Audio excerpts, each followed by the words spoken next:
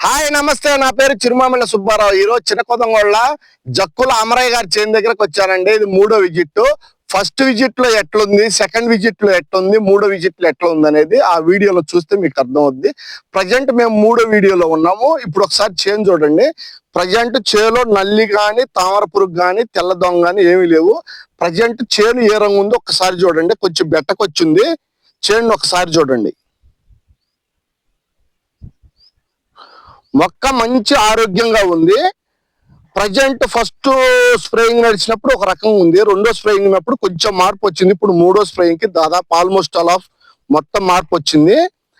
Next 4, 5, 6 విజిట్లు, 3 విజిట్ల కల్లా ఈ చేను పట్ల అమ్ముతాయండి. ఒకసారి చేను ప్రజెంట్ ఎట్లా ఉంది చూడండి. మంచి ఫ్లవరింగ్ వస్తుంది.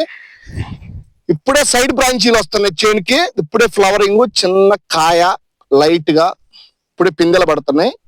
మొక్క ఎటువంటి ఒత్తిడికి ఏం లోను కాలేదు. మొక్క ఆరోగ్యంగానే ఉంది.